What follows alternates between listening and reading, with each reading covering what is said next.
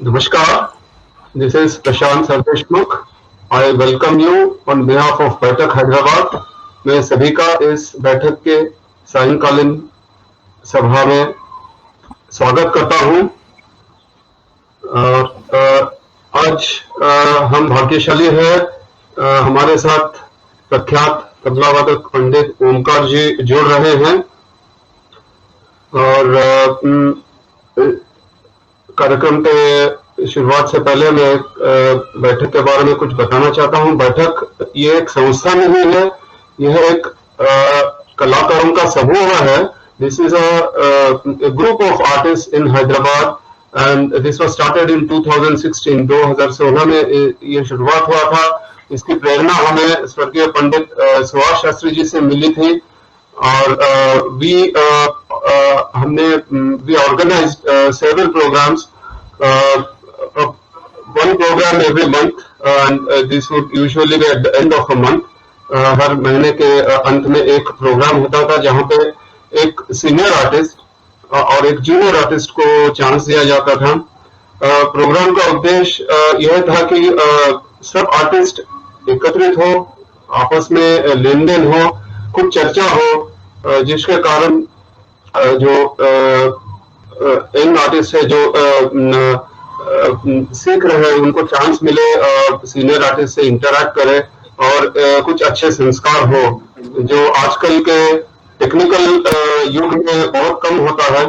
तो एक प्रयास था।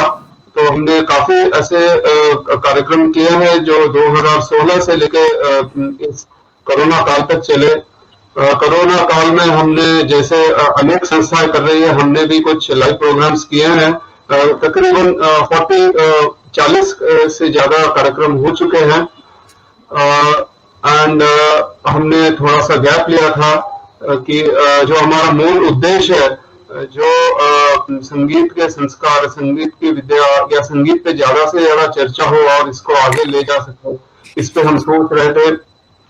तो आज हम भाग्यशाली हैं, हमको एक अच्छा अवसर मिला है और इसके लिए सबसे पहले मैं श्रीमती अंजलि मालकर जी को धन्यवाद देता हूं, जिनके कारण ये योग बना है आज। और इस कार्यक्रम को प्रक्षेपण करने के लिए to bring this programme live, I am very much thankful to iAsia.com. Shri Krishnamurthy Puttaparthi ji, he extended his help for us to come live in the form of a discussion, interactive session, and I'm really very much thankful to you, Krishna ji. And I'm also thankful to Akhilesh, who has been helping us a lot, who is also a part of Baitak, and he takes care of all the technical aspects. So I will just give a brief description about Omkar ji, Pandit Omkar ji. We are thankful to him for accepting our request and has come forward to share his valuable experiences. To speak about Omkar ji, I think the time will not be enough. समय बहुत कम पड़ेगा उनके बारे में बात करने के लिए। उनका अनुभव बहुत विशाल है, काफी विशाल है। मैं छोटी सी बात बताता हूँ जिससे आपको पता चलेगा कि ओमकार जी ने जो गायन के जो घराने माने जाते हैं, तकरीबन सभी घरानों में 3 पीढ़ियों के साथ संगत की है। सो इफ समवन, अगर कोई उनका बायोडाटा पढ़ता है तो उनको सिर्फ बायोडाटा पढ़ने से ही काफी कुछ सीखने को मिल जाएगा। इतना गहरा और इतना विशाल उनका अनुभव है। तो हम बहुत खुशकिस्मत हैं, आज वो हमसे जुड़ रहे हैं और वो हमसे बात करेंगे संगीत के बारे में। और आज का विषय है तबले की साथ संगत। तबले की साथ संगत कैसे होनी चाहिए और इसके जो कुछ एस्पेक्ट्स है उस पर वो बात करेंगे। अगर उनके एक्सपीरियंस को देखते हैं तो उन्होंने ग्वालियर, आगरा, किराना, पटियाला, जयपुर, अतरौली, रामपुर सेसवान, बूंदी बाजार, बनारस, कुंवर शाम, आई थिंक इधर मेवाड़ी घराने, तो इतने सारे घराने के 3 पीढ़ियों के सारे आर्टिस्ट के साथ उन्होंने संगत की है। और his spectrum of of his experience is so vast that he has covered right from vocal to all instrumental instrumentalists, and he has accompanied about 3 generations of artists in all these gharanas which I have just mentioned. So we are thankful to him. He is a disciple of late Acharya Pandit Taranath ji, who comes in the lineage of Farrukhabad Gharana under Samshuddin Khan Sahib. So the great artist and the great Gharana, the Farrukhabad Gharana, he belongs to Farrukhabad Gharana. So I welcome Pandit Omkar Gulwadi ji on board. मैं आपका स्वागत करता हूं पंडित जी, धन्यवाद। नमस्कार। बहुत खुशी हुई आज हमसे जुड़े हैं। तो मैं ये हमारे प्रेक्षक को बताना चाहता हूँ, आज का ये जो संवाद होगा, जो चर्चा होगी तबले के साथ संगत के बारे में, इस चर्चा को जो चर्चा करने वाले हैं पंडित जी के साथ, वो है श्री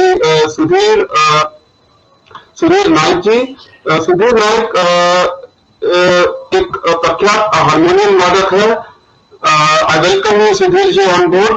और ये गुरु पंडित तुलसीदास बोरकर जी के शागिर्द है, और इतने बड़े गुरु जी के शागिर्द होते हुए भी इनको और एक बहुत अच्छा अनुभव है, जो ये पंडित जितेंद्र अभिषेकी जी से जुड़े थे। उन्होंने काफी कुछ राग रागिनियों के बारे में उनसे सीखा है।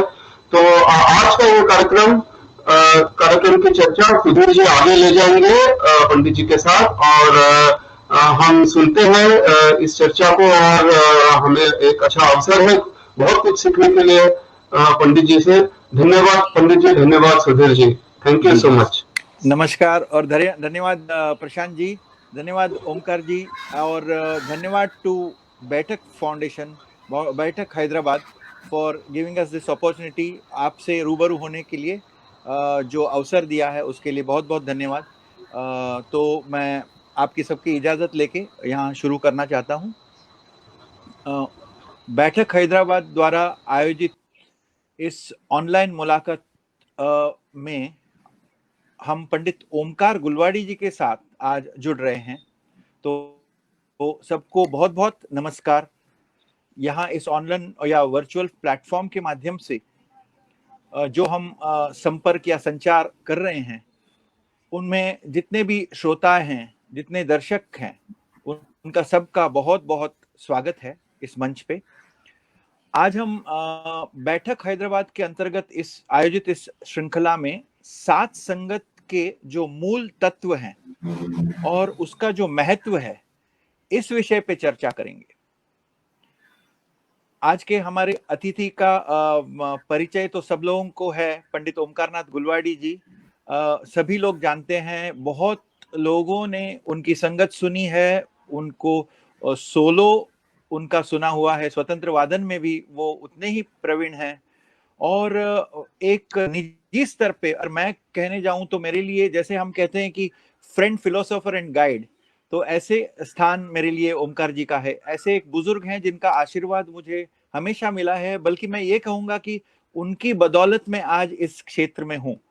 तो मेरे लिए बहुत ये बड़ा सम्मान है कि ओमकार जी का ये इंटरव्यू या साक्षात्कार जिसको कह रहे हैं हम, कि वो जो जिस तरह से उन्होंने उनकी विद्या ग्रहण की, या उनके जो बारीकियां हैं उनके वादन में, या जिस तरह से वो तबले को या साथ संगत को देखते हैं, इसके बारे में हम रूबरू होंगे और जानने की कोशिश करेंगे क्या क्या इसका महत्व क्या है। आज भारतीय संगीत में अनेक विधाओं में ओमकार जी ने अपनी साथ संगत की है, और उसमें अपनी एक अलौकिक शैली को उन्होंने विकसित किया है, स्वतंत्र रूप से उसको विकसित किया है। मैं तो बल्कि ये कहूंगा कि एक साथ संगत के विषय को ही उन्होंने एक नया आयाम दिया है। और खास तौर पे राग संगीत जिसको हम कहते हैं, हिंदुस्तानी राग संगीत, ख्याल हो या ठुमरी दादरा, इस विषय में उन्होंने मतलब प्रावीण्य उनका या जो जिस तरह से अपना एक मकाम बनाया है वो देखने लायक है। मतलब सभी जानते हैं कि वो उस उच्च स्तर पे उस कला को ले गए हैं। इनकी ये खूबी है कि जिसके वजह से उनके अनेक प्रशंसक हुए, उनके अनुयायी हो या बहुत से ऐसे विद्यार्थीगण भी हैं जो उनकी उस शैली का अनुसरण करने की कोशिश करते हैं। और ऐसे भी हैं, ऐसा भी वर्ग है युवा तबला वादकों में कि जिनके लिए वे प्रेरणा स्रोत हैं। मैं तो कहूँगा कि भले वो वादक हो या गायक हो या और कोई वाद्य बजाने वाले हो, सबके लिए एक प्रेरणा स्रोत रहे हैं। और कदाचित ही ऐसा कलाकार है हिंदुस्तानी राग संगीत के क्षेत्र में जिनके साथ ओमकार जी ने साथ संगत की नहीं हो।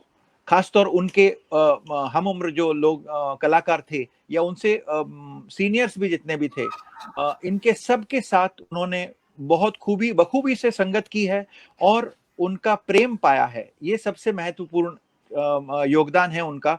और जितने भी कलाकार ये हुए हैं उन्होंने उस संगत को की तारीफ की है, उनको सराहा है।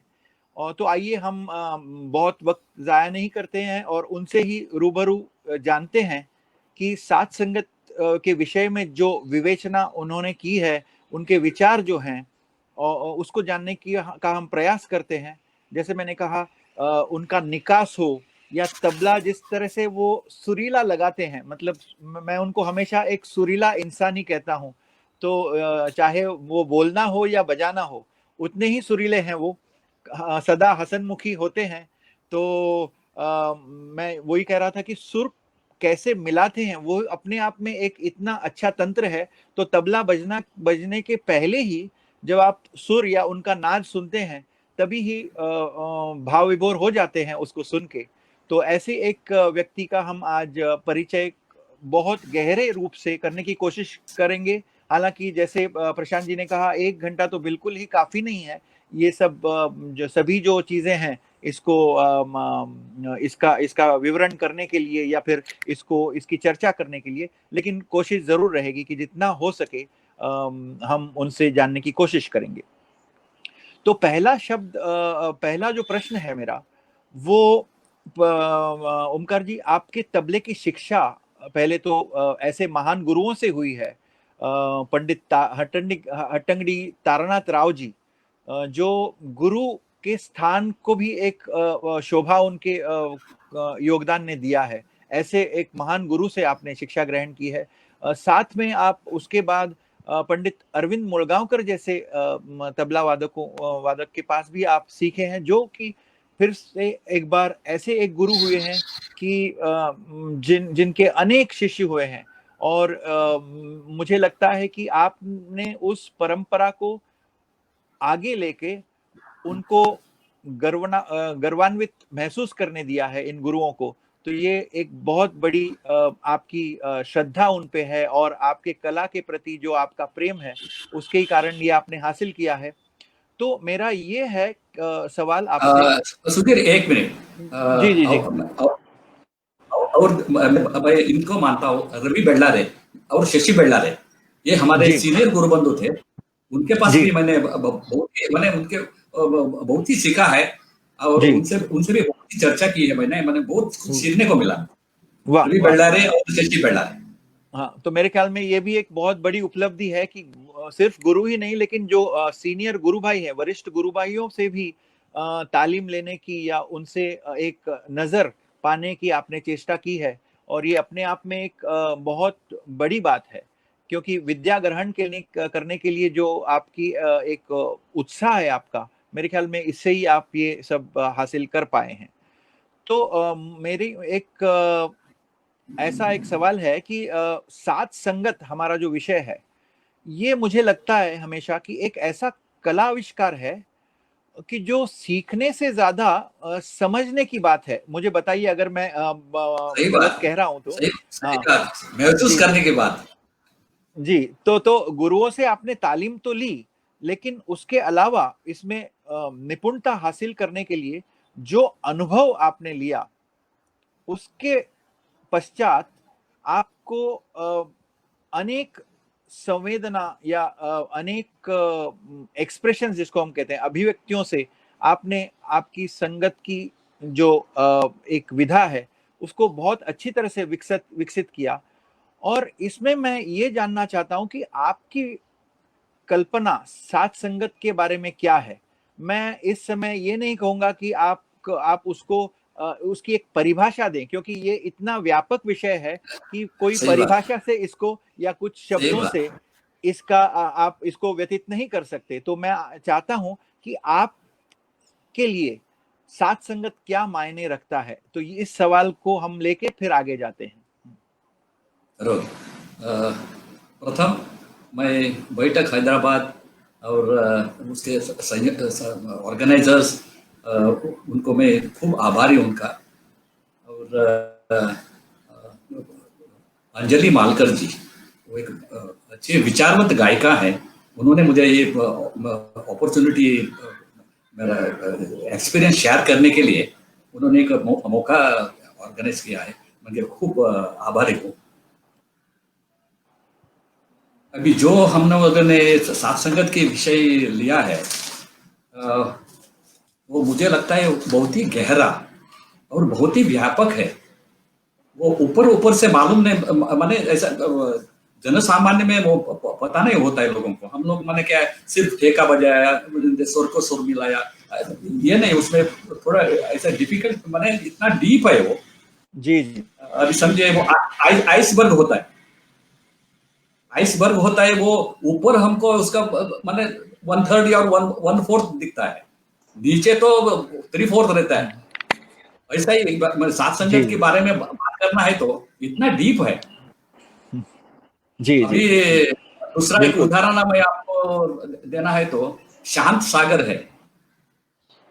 ऊपर ऊपर से एकदम शांत है, मगर उसके नीचे अंडर करेंट्स होते हैं जी, माने इतना पावरफुल होते हैं, मगर वो उल्टे दिशा में चलते हैं अंडर करेंट्स। मगर ये हमारा सात संगत का जो अंडर करेंट है, वो मेन स्ट्रीम के साथ मिलजुल के जाने वाला एक स्ट्रीम है। वाह वाह वाह वाह, क्या बात है, वाह, बहुत खूब। तो मैं इसके बारे में आपको मैंने बुजुर्गों से क्या उनका अभिप्राय है, और वो अभिप्राय के बेस करके मेरा थोड़ा विचार मैंने आपके सामने रखूंगा। बुजुर्ग मैंने हमारा दिनकर मामा, मैंने दिनकर कायकिनी साहब, वाह वाह, दिनकर कायकिनी, वो सात संगत के बारे में ऐसा बताते थे कि सात माने गाने के साथ जो साथ होता है वो सात है, और इंस्ट्रूमेंटल और नाट्य डांस के साथ होता है वो संगत है। वाह, नहीं, वो भी मुझे बहुत ही अच्छा लगा। मगर हमारे एक गुरु थे मंगेश नाथ गोवेकर, वो अच्छे गायक भी थे, जलतरंग बजाते थे, तबला अच्छे बजाते थे, हारमोनियम भी अच्छा बजाते थे। तो उन्होंने इसको और एक एंगल से देखा, और वो ऐसा बोलते थे कि मैंने सात माने हम लोग जिनको करते हैं, मैंने मेन आर्टिस्ट को, मगर संगत माने इसे टीम वर्क जी। हम तीनों है नहीं तो कितना है, वो टीम वर्क। इसमें टीम वर्क होने से वो हमसे मिलकर पेश करेंगे, वो संगत है उनका। एक ऐसा एक विचार था उनका। जी जी जी, बाद में बहुत खूब। बाद में मैंने मेरा एक्सपीरियंस इसके बाद मैं भी थोड़ा उसके बेस लेके विचार करता था। ऐसा देखा जाए तो मैंने हमारा जीवन में छोटे छोटे विषय हैं, वो भी इसमें मैंने इसके प्रिंसिपल हम लोग ले सकते हैं। अभी सोचिए, एक फ्रेंडशिप होता है, एक बुजुर्गों के पास हमारा एक कैसा बर्ताव होता है, कैसा बिहेवियर होता है। अब मैंने छोटे छोटे चीज है। अभी एक सर्जन है, सर्जन के पास उसका एक असिस्टेंट होता है, उसका वो मैंने ऐसा ये भी मैंने कोऑपरेशन बोलिए, वो आइडिया से ऐसा ले जा सकते हैं। और जी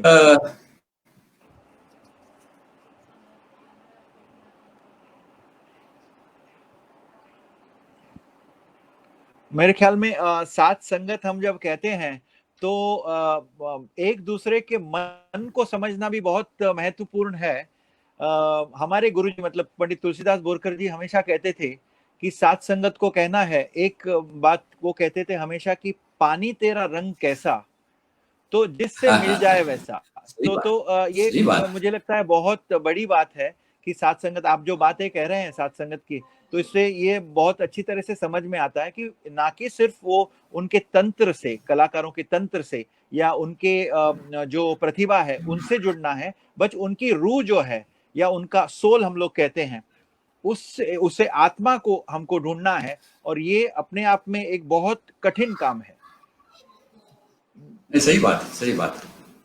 माने अभी हम साथ संगत करते हैं, तो ऐसा मिलजुल के करना पड़ता है एक। जी और समझिए अभी अभी माने क्या है, अभी हम आगे बढ़ते बढ़ते मैं उसका एक्सप्लेनेशन देता हूँ। अभी मैंने राग का भाव पता होना चाहिए, उनका मूड मूड कैसा है वो मालूम होना चाहिए, जी और जी कौन सा ताल के बारे में, ठेके के बारे में मालूम होना चाहिए। ये सब जी हम बाद जी में हम डिस्कस करेंगे, मगर जी जी जी हाँ, तो ओमकार जी जैसे हम लोग आगे बढ़ते बढ़ते इन विषयों को जरूर ले लेंगे, सम्मिलित करेंगे हमारे चर्चा में। लेकिन जैसे मैंने कहा कि ओमकार जी साथ संगत में उन्होंने निपुणता प्राप्त की है, लेकिन जरूर मैं आपको एक सवाल करूंगा कि जब हम इस निपुणता या जब आप महारत हासिल करते हैं, ये बहुत कठिन बात है, पर क्या ऐसे कुछ गुण हैं साथ संगतकारों में या होने चाहिए कि जिनसे उनके विचारों को, मतलब हम लोग ऐसे कहते हैं कि जब साथ संगत करते हैं तो मेन कलाकार जो होता है उनके विचारों को कोई बाधा न आए, ऐसा हम संगत क्या करें, बात डिस्टर्ब नहीं करना है। ये तो मेरे ख्याल में ये सब आवश्यक गुण हैं, ये एसेंशियल्स हैं, इनको हम क्वालिटीज में कन्वर्ट करते हैं, लेकिन ये तो एसेंशियल है।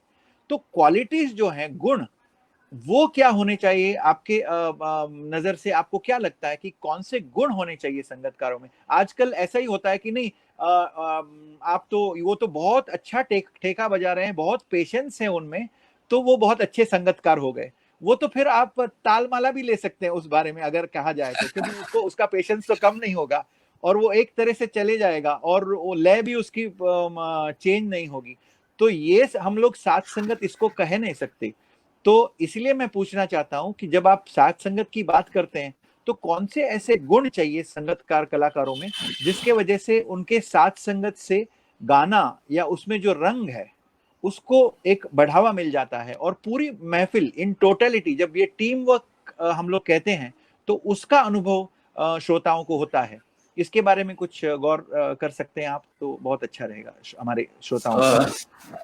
और ठेके के बारे में बताया हमारे अभी, मैंने मशीन का ठेका, इलेक्ट्रॉनिक मशीन का ठेका और हमारा ठेका, इसमें एक ही फर्क है।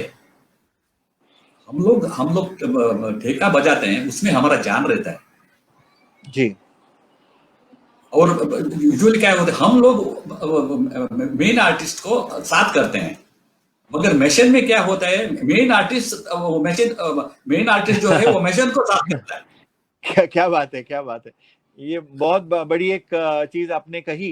बल्कि मैं ओमकार जी, मैं ऐसे सोचता हूँ क्योंकि मैं भी साथ संगत करता हूँ, तो हमेशा लगता है कि साथ संगत की जब भी हम लोग बात करते हैं और उस पर चर्चा करते हैं तो एक तरफी साथ संगत के बारे में हम लोग बोलते हैं कि जो साथ संगत कलाकार हैं वो मुख्य कलाकार की संगत कर रहे हैं, लेकिन ये कभी हम लोग बोलते नहीं कि मुख्य कलाकार ने भी साथ संगत कलाकारों को समझना उतना ही आवश्यक है। तो ये जो आदान प्रदान है, मेरे ख्याल में ये बहुत बड़ा विषय है सही साथ बात, संगत में। जी, तो बराबर है। बहुत बहुत धन्यवाद। और मेरे ख्याल में ऐसे बहुत गुण हैं आपने जैसे कहा कि जिससे लेकिन सबसे बड़ा गुण यही है कि उस भाव से, उस पूरे स्वभाव के साथ सम्मिलित होना, मेरे ख्याल में यही सबसे बड़ा गुण है। और कुछ अगर गुण आप कहना चाहते हैं तो जरूर बताइएगा। नहीं, यूजुअली क्या है, अभी हम साथ संगत करते हैं और एक सुर का साथ होता है, एक लय के साथ होता है। तो लय के साथ अनेक जो परकशन इंस्ट्रूमेंट्स है, तबला, बाकी ऐसे का। अभी सुर का है तो आप हारमोनियम, सारंगी, मगर और एक चीज है उसमें ध्यान देना जरूरी है, वो भाव का। शब्द है, क्या बात? शब्द में भी भाव होता है, लय में भी भाव होता है। और ये भाव हम लोग जब साथ संगत करने की कोशिश करते हैं, ये सेक्शन है, इसमें थोड़ा ज्यादा स्कोप भी है, उसमें हम थोड़ा ज्यादा प्रकाश डाल सकते हैं। वाह वाह, मेरे ख्याल में ये बहुत महत्वपूर्ण बात कही आपने ओमकार जी की। भाव जब तक नहीं होगा तब तक मेरे ख्याल में हम लोग सिर्फ तांत्रिक हिसाब से आप संगत करेंगे, लेकिन भाव जब आ जाता है तो उसको एक अलग आयाम मिल जाता है साथ संगत को। और मेरे ख्याल में यही भाव की तलाश सब में होती है। भले वो कोई भी तबला प्लेयर हो, उसने उसके वाद्य में भले ही कितनी ही महारत हासिल की हो, लेकिन जब वो एक साथ संगतकार बनता है तो उस भाव को और उस मेलजोल की भावना को उन्होंने याद रखना बहुत जरूरी है। ये बहुत बड़ी बातें आपने कही ओमकार जी।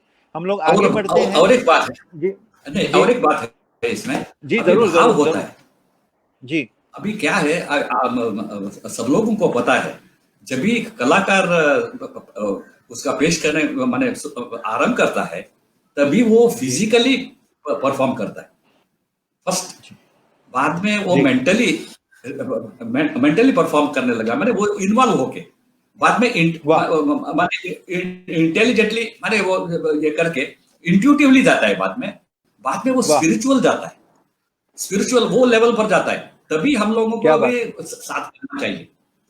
वाह वाह। एक्चुअली क्या, अभी सबको पता है, जब भी वो स्पिरिचुअल लेवल में परफॉर्म करता है कोई ऐसा आर्टिस्ट, तभी हम लोगों को माने हम लोग भी साथ करने जाते हैं, मगर क्या होता है, हम लोग भी इमोशनल होते हैं। जी जी जी जी जी जी। गाने वाले कितना तकलीफ है, उतना ही तकलीफ हम माने प्रॉब्लम क्या है, अभी गाने वाले का वो स्पिरिचुअल और इमोशनल हो गए तो सुर बेसुरा हो सकता है। जी जी जी जी, वाह क्या बात है आपने। ऐसा ही हम तबला माने रिदम जो है हमारा लय बढ़ सकता है, नहीं तो हम लोग बीट मिस कर सकते हैं, वो पकड़ के रखना है ना, ये सबसे अहम बात है। ये तो बहुत ही एक अहम बात आपने कही, बहुत ही अहम बात कही है। इनफैक्ट आप जो कह रहे हैं उससे मुझे याद आया कि पंडित सुरेश तलवलकर जी ने भी इसे एक्सप्रेस किया कि जैसे मतलब वो तालीम के बारे में कहते हैं कि जब तंत्र मंत्र विद्या कला, और ये कला का स्टेज तक आने के लिए आपको तंत्र मंत्र और विद्या को हासिल करना पड़ेगा, और विद्या को कला के स्वरूप में अगर परिवर्तित करना हो तो गुरु का सानिध्य और संस्कार उनके, सिर्फ तालीम से ये काम नहीं होगा, लेकिन संस्कार जरूरी है। लेकिन आपने जो बात कही वो कला से भी ऊपर वाली है कि कला होने पर भी साक्षात्कार जब तक नहीं होगा तब तक मेरे ख्याल में कुछ नहीं होगा। तो कलाकार, लेकिन जो ऐसे कलाकार जिसको साक्षात्कार होता है, तो ये बात बहुत बड़ी आपने कही है। और मेरे ख्याल में ये जब तक नहीं होता किसी को उस दिव्य संगीत का या दिव्य नाद का अनुभव नहीं होगा। और मैं जरूर जानता हूं कि आपने स्वयं इसका अनुभव बहुत बार लिया होगा, क्योंकि ऐसे बड़े बड़े बुजुर्गों के साथ आपने संगत की है, तो धन्य है आप। और आपका यही प्रसाद मेरे ख्याल में आज सभी युवा वर्ग के तबला वादकों को भी मिलना जरूरी है। ये याद आया मुझे जी, वेंकटेश कुमार हमारे अच्छे दोस्त हैं जी, उनका एक सवेरे का प्रोग्राम था जी, वो पूना का पास एक फोर्ट रिसोर्ट है, वहां प्रोग्राम था उनका जी, चंद्रा पॉइंट जेना उन्होंने ऑर्गेनाइज किया था जी, सवेरे शाम और दोपहर को ऐसा ही राग, मगर सवेरे के प्रोग्राम में उन्होंने भैरव शुरू किया। ओ और वो इतना अच्छा जम गया। मैंने मैं ऐसा बोलता हूँ, वो एक एक्सपीरियंस ऐसा है। वो कुछ एक सवा घंटा गाए वो भैरव में। जी जी माने सब लोग स्तब्ध थे, और हम लोग सब लोग देख रहे हैं। माने हम भी रो रहे हैं और वो भी, माने ऑडियंस भी वाह रो रहे हैं। माने वो वाह स्टेज क्या पर गए बात थे। और क्या सबसे बात बड़ी बात क्या हो गई, वेंकटेश कुमार ने वो कार्यक्रम होने के भैरव होने के बाद उन्हें बोला आज बस, अभी बस। वाह मैंने देखिए उनका उनका भी स्टेज क्या हो गया था। जी जी ऐसा जी ऑफ जी कोर्स ऐसा अ, ऐसा एक्सपीरियंस सब आपको भी मिला होगा।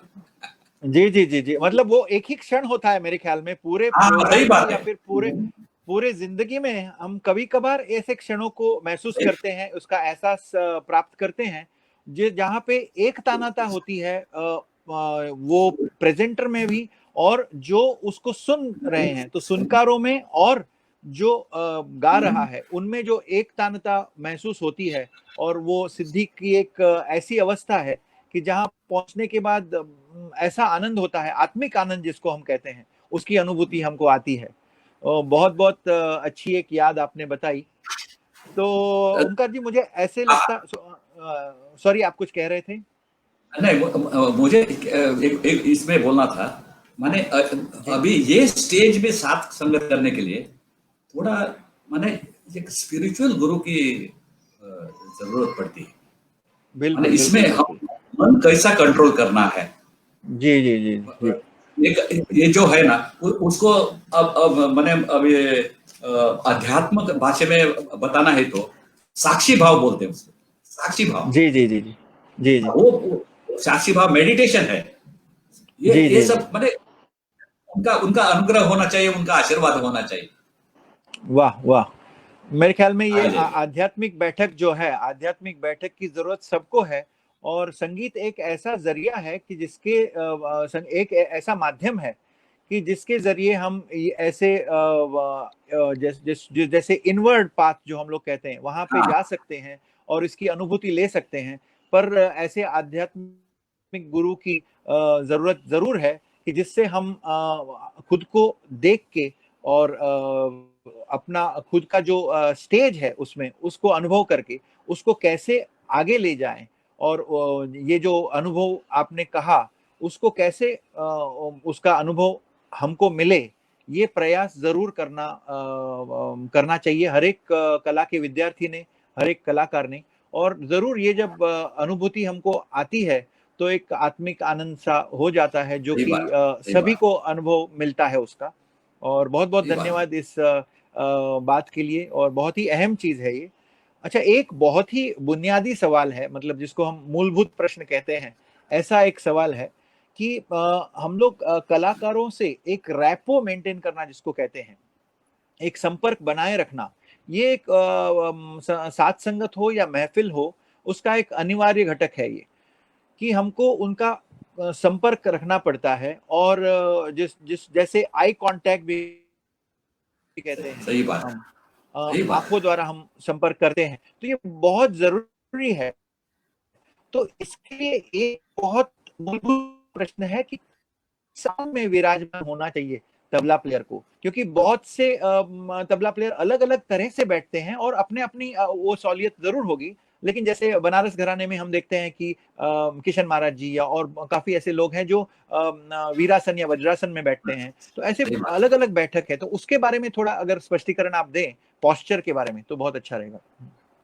है। जैसे जैसे तुमने कहा, माने आई कांटेक्ट जो होता है वो सबसे बड़ी जी बात है। माने उनका अभी हाव भाव से मालूम पड़ता है, माने उनका बॉडी लैंग्वेज में हम लोगों को थोड़ा पता होता है, मगर आई कांटेक्ट से माने उनका मन में क्या है ये पूरा वाह। हमें पता पता होता है। जी और जी जी इसलिए हम क्या करते हैं, माने फेसिंग द मेन आर्टिस्ट, माने उनका आई हम फेस कांटेक्ट हो, ऐसे ऐसे बैठक वो अच्छा है, माने साथ वाह संगत वाह। संगत के लिए। अभी जी जी इसमें जी हम लोग क्या सुखासन में बैठते हैं, जी माने जी ज्यादा करके। मगर हमारे जी दादा गुरु जी शमसुद्दीन खान साहब थे, वो जी तबले का बाजू में जो पाव है वो पीछे लेते थे। ओ राइट लेग। अभी मैं, हाँ, राइट लेग, मैं अभी कुर्सी पर बैठा हूं, नहीं तो आपको मैं बताता था।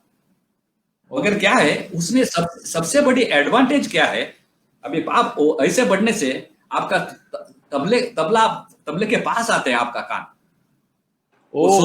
सुर वो मिलता है, और डंडी का घुमारा भी मिलता है। वाह वाह अभी देखिए ऐसा, मैंने वाह। आपका पोजीशन ऐसा होता है। जी जी जी जी। वाह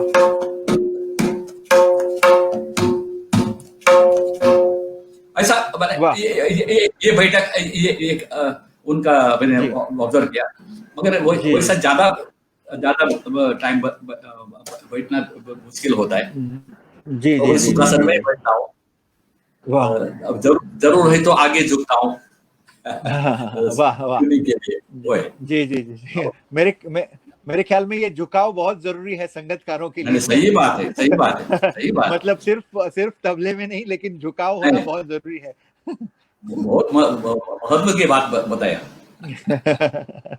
वो झुकेगा तो सुर मिलेगा, वाह वाह सुर वाह। समझेगा। क्या बात है, क्या बात है। अभी ओमकार जी, आप जब तबला जब बजा रहे थे, तो मतलब मैं तो बहुत सालों से आपका मुरीद हूँ और आपका भक्त कह सकते हैं आप मुझे, क्योंकि मैं बहुत सालों से आपको फॉलो करते आया हूँ। और जिस तरह से आप चाटी और लव, मतलब सुर, इसका जो आप एक संयोग करते हैं और जो आपको बजाने में जो दिखता है, वो बहुत अलौकिक है। वो आपकी पहचान भी बन गई है, ऐसे मैं सोचता हूँ कि और जिसके कारण आपका दायां बायां जब भी बजता है, तो वो बहुत ही संतुलित सुनाई देता है, बैलेंस सुनाई देता है। तो ये एक बात हुई, और उसी के साथ एक और प्रश्न है कि जिस तरह से आप सूक्ष्म स्वर मिलाते हैं, सूक्ष्म स्वर देखते हैं आप, उस श्रुति को षड्ज के साथ इतना घुल मिल जाता है वो तबला। तो ये सब तंत्र जो है, इसके वजह से आपके दाया बाया का हमेशा एक ऐसा सदैव हमने देखा है कि समन्वय उसमें एक प्रस्थापित हो जाता है, और लोगों का उसका बहुत आनंद मिलता है। मेरे बेशक जो मुख्य कलाकार हैं, उनको तो उसका आनंद जरूर मिलता होगा, जिसके कारण आप the most sought after artist, उस समय मैंने देखा था कि कोई भी सीडी हो, कैसेट हो, तबले की जब बात आती थी गायन के संगत के साथ, तो आपकी का नाम होता था। तो मेरे ख्याल में ये एक बड़ा राज है, और इस राज के बारे में हम लोग कुछ सुनना चाहते हैं। प्रशांत जरूर जरूर। देशमुख जी जो हैं, बैठक हैदराबाद के, उन्होंने भी ये हाँ हाँ, सवाल किया है कि वाह, इसी से जोड़ के कि इन्होंने ये पूछा है कि ये स्वर में तबला मिलाना, ये प्रक्रिया, मतलब ट्यूनिंग जिसको हम कहते हैं, ये क्या सिखा सकते हैं या सिखाते हैं, और सीखना चाहिए? इसके बारे में थोड़ा सा आप अगर बोल दें, और आपके चाटी और लव का जो बैलेंस है, उसके बारे में भी थोड़ा सा अगर आप बताएं तो बहुत अच्छा लगेगा। जरूर जरूर। अभी मैंने, हम लोग मैंने सुर के बारे में आए तो हमारा दादा गुरुजी शमशुद्दीन खान साहब से हम लोगों ने कुछ मैंने सीखा है, और सीखा मैंने सुना है, हम लोगों ने उनको प्रैक्टिकली मैंने सुनने को मौका नहीं मिला था। उनके बारे में गुरुजी, रवि भाई, बाकी उनका शिष्यगण थे, उनके मैंने खान साहब के बारे में हमको बताया था, उससे मैं आपको बताऊंगा। पहला डग्गा पर आऊंगा, बाद में तबले पर आएंगे हम लोग। जी मैंने उनका विचार लेके मैं डग्गा एक सुर में मिला था। एक्चुअली मैंने एक जी। ऐसा ये किया है, मेरा डग्गा काले दो में रहता है, डी शार्प में। ओ, हमेशा, मतलब कोई यूजुअली भी सुर हो? होए, नहीं यूजुअली डी शार्प रखता हूँ। मैं अभी काले दो में गाता हूँ तो मैं सुर से ही मात्रा भर लेता हूँ। वाह अभी वाह देख, वाह। ये बीच में कुछ अक्षर नहीं है इसमें, वो सुर से ही बनता है। मैंने ये मुझे शर्ट मिल रहा है। अभी जी समझिए जी जी जी। दूसरा पट्टी में गा रहे हैं, कोई मैंने अभी कोई हमारे बहन गा रहे हैं, तो मैं क्या करूंगा, वो जो राग में अभी यमन है, जी। गंधार के पास लेके आऊंगा मैं, नहीं तो पंचम लेके वाह वाह। आऊंगा। मैंने कोशिश करूंगा, कभी कभी नहीं होता है, मगर शमशुद्दीन का हमारा गुरुजी माने दादा गुरुजी की खासी ये थी, माने वो एकदम लो रखते थे डग्गा, जी जी जी और जी। दबाने से सुर निकालते थे, अरे वाह, दबा के वो क्या सुर बात, निकालते थे। मैंने ऐसा वाह सुना था उनके बारे वाह, में। अभी मैंने क्या बात है। कुछ रिकॉर्डिंग में सुनने को भी मिलता है। जी जी जी और दूसरी बात, और तबले तबले के माने हम लोग दाया बोलते हैं। जी जी। इसका मुझे इसका इंसाइट कुमार जी ने दिया। वाह वाह। हम लोग गोवा जा रहे थे प्रोग्राम के लिए, तो हम फ्लाइट में जाने वाले थे, तो फ्लाइट हम बोर्डिंग कार्ड वगैरह लेके बैठे थे, तो अनाउंसमेंट ऐसा हो गया कि फ्लाइट 1 घंटा डिले हो गया है, कुछ स्नैग है, मैकेनिकल स्नैग है, तो आपको ये घंटा जी जी जी बैठना पड़ेगा। तो जी मैं जी। घबरते घबरते, टाइम था वो, तो कुमार जी के पास मैं घबरते गया और पूछा उनसे, मैंने कुमार जी ऐसा, ऑफ कोर्स हमसे वो कन्नड़ में भी बोलते थे प्यार से, तो मैंने वाह उनसे पूछा वाह। धा और दिन, जी इसके बारे में मुझे जानना चाहिए। तो वो ज्यादा बोले नहीं, उन्होंने यही कहा, धा और दिन का अर्थ ढूंढो, जी। बस इतना ही कहा। एक्चुअली ओ शुरू शुरू में मैं उसका अर्थ लगाना पड़ा था, ढूंढने के जी जी बदले जी उसको मैंने सुपर इम्पोज करता था। बाद में जी जी जी। नत्थू खान साहब की एक मुझे रवि भाई, हमारा रवि भाई कभी भी बजाते हैं, उनका एक पेशकार है, जी जी। वो सिर्फ धा और धिन है, और धा और धिन का वो मींड है ना, मैं अभी अभी जी आपको पढ़ंत करके सुनाता हूँ। जी, जरूर जरूर। धिन धा ति धा धा धिन धा ति धा धा तिन्ना तिन्ना तिन्ना तिन्ना धा धा धा तिन्ना धिन, इतना ही। वाह इसमें वाह पूरा धा और धिन और धा का वो फर्क, धिन धा वाह। और वो गैप का फर्क, जी जी और धा और धा दिन मिलने का वो जो मीड है, जी धा और दिन मिलने का वो जगह है वो। जी ऑफ कोर्स इसके बारे में बहुत बात कर सकते हैं, मगर अब जी ये तो एक ये हो गए। और इसमें तंत्र का है, माने अभी टोनल वैल्यू, तबले जी का टोनल वैल्यू है। अभी जी जी उसमें क्या है, हम लोग जब राइट साइड ना निकालते हैं, जी एक्चुअली जी माने उसमें हमें हमारा एक शागिर्द है भावीन करके, वो ड्रम हाँ बजाता है। जी जी उन्होंने मुझे माने उसका एक ये समझाया था, और इसका एक्चुअली मुझे मीनिंग नारायण जोशी जी, जी तिरपा खान जी साहब के शागिर्द, जी जी उन्होंने जी जी। बताया था।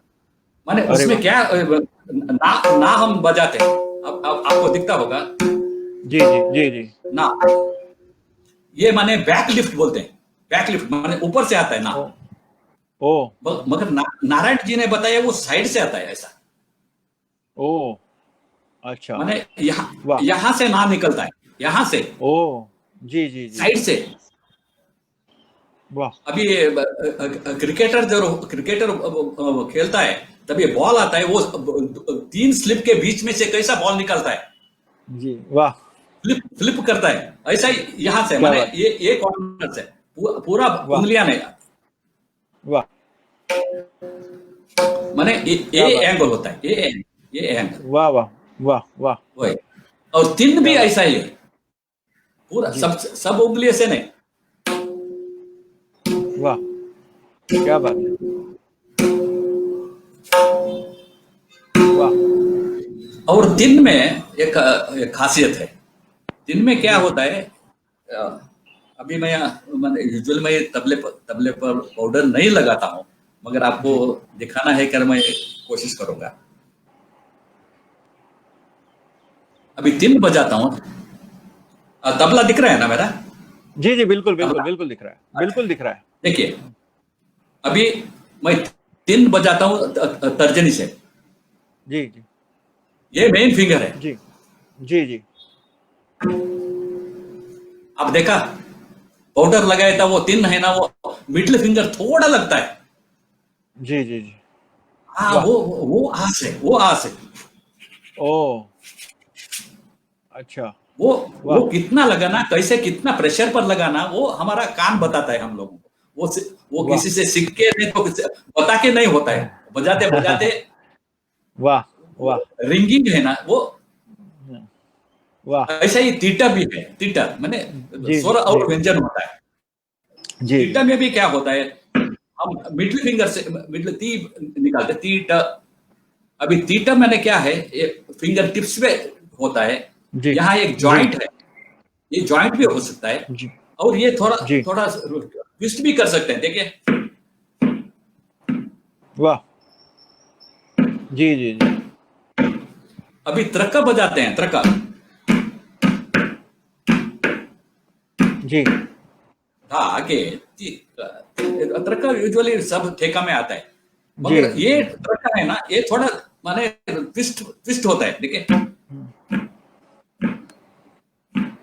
जी जी मैं थोड़ा वाह। एक्शन थोड़ा ज्यादा करता हूँ, मगर उसमें जी ये जी जी नहीं है। जी जी जी वाह।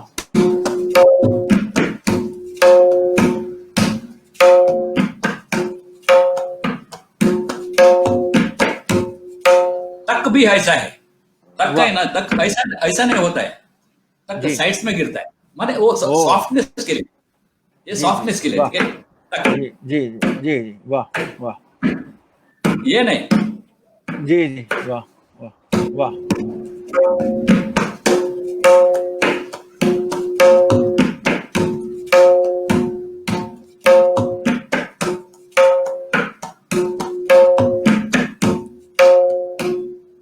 ये वाह मैंने वाह एक जनरल बताया आपको, क्या बात है।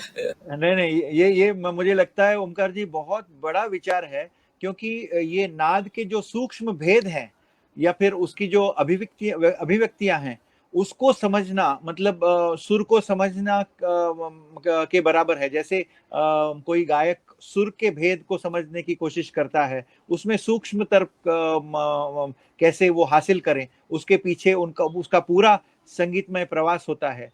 तो मुझे लगता है कि उसी तरह ये नाद को पहचानना तबला प्लेयर को भी बहुत ही आवश्यक है, कि सिर्फ जो साउंड डायनेमिक्स हम लोग कहते हैं, उतार चढ़ाव, उसको भी समझना और उस तरह से एक्सप्रेशन को उससे जोड़ना, ये बहुत एक बड़ी बात है। तो क्या ओमकार जी ऐसे आप समझते हैं कि तबला प्लेयर्स को गायन वादन सीखना चाहिए और समझने की कोशिश भी करनी चाहिए? क्योंकि ये बहुत जरूरी एक चीज है। जब आप कह रहे हैं कि नाद को समझना या सुर को समझना, तो गायन वादन का विषय भी उतना ही समझना क्या उनको आवश्यक है? प्रशांत सरदेशमुख जी ने भी ये सवाल किया था, तो मैं आपसे ये पूछना चाहता हूँ। मैं जरूर बताऊंगा। उसके पहले मुझे और एक याद आए। अभी जी हम लोग अभी तीन बजाते हैं, तीन ना ना इतना ब्रॉड नहीं है, वो एकदम ब्रॉड है। तीन है ना, ये ये एटमॉस्फेयर में मिल जाता है, प्रकृति में मिल जाती है ये सब तीन। अभी हम ऐसा ये बजाने से ये तीन माने उसका वेव्स जो है, उसका वेव्स है, उसका एक लेंथ है, बाद में वो टेपर हो जाता है। तो मैं यूजुअली मैं क्या करता हूं, अभी माइक इधर है, जब भी मैंने पब्लिक में मैं बजाता हूं तभी ये कान मेरा बाहर होता है। माइक वाले का उनका जो बॉक्स होता है, वो एम्पलीफायर नहीं तो वही उसमें होता है। जब भी तीन बजाता हूं, अभी तीन ऐसा ट्रैवल करता है, ऑफ कोर्स माने राउंड राउंड होता है, मगर यहां से यहां तो होता है। तो मैं माइक है ना, मैं एडजस्ट करता हूँ। वाह क्या बात है। वाह, डग्गा भी ऐसा ही है, इसका भी वेव्स होता है। अब मैंने सुर में मिलाता हूँ, ये दोनों मिलके माने ये वाह, अभी अभी हम लोग कार्यक्रम में बजाते हैं, ये सब सोच के नहीं बजाते हैं, माने वो ऑन द जी, स्पॉट हम डिसाइड कर लेते हैं। अब ये तुमको भी पता है, तो वो टाइम में हम कुछ विचार नहीं करते हैं, वो ऑन द स्पॉट हमारा कुछ डिसीजन होता है, और ऐसा करके, और मूड के ऊपर भी है। तो ये शायद क्लियर, ये पॉइंट क्लियर हो गया, मैं समझता हूँ। तुम्हारा आवाज नहीं आ रहा है सुधीर, तुम्हारा आवाज नहीं आ रहा है।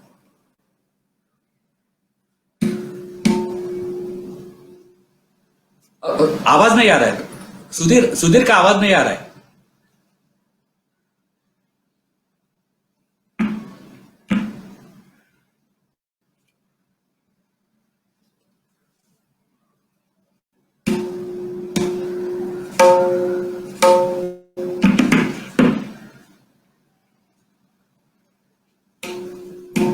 कुछ टेक्निकल प्रॉब्लम हो गया लगता है।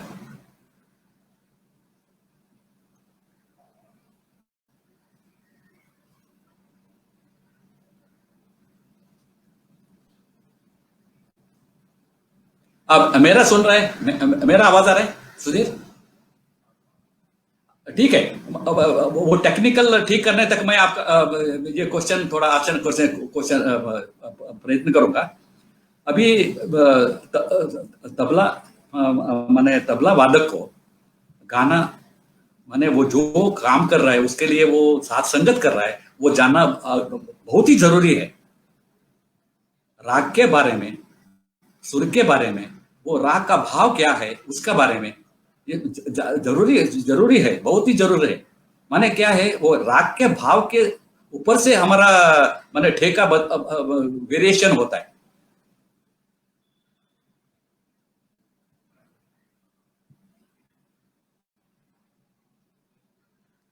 सुधीर सुधीर आउट ऑफ ये हो गया, आउट ऑफ फोकस हो गया। Maybe log out. अच्छा ठीक है। देखिए अभी माने एक एक राग का एक एक भाव होता है। अभी दरबारी बोलिए, यमन बोलिए, शंकरा बोलिए, उसका अलग अलग भाव है। वो भाव की तरफ से उनका माने एक ताली ही बत्ता होगा, मगर उसका वजन अलग है, उसका टोन अलग है, उसका वॉल्यूम अलग है। जी, जी, अभी माने इसका मैं एक ही उदाहरण दे सकता हूँ। जब भी हमारे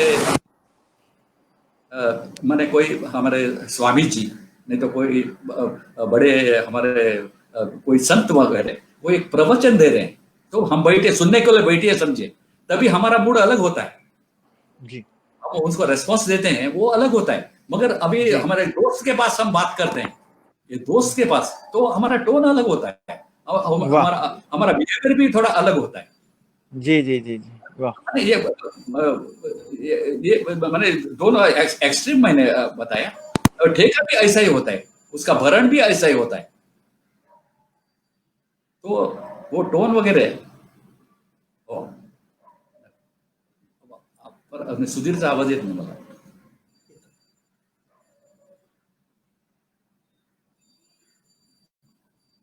सुधीर, परत गेला. मध्ये येत होता, परत गेला.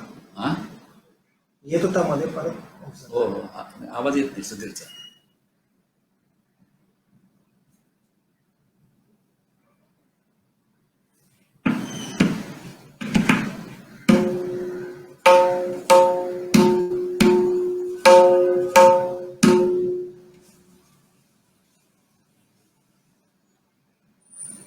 सुधीर,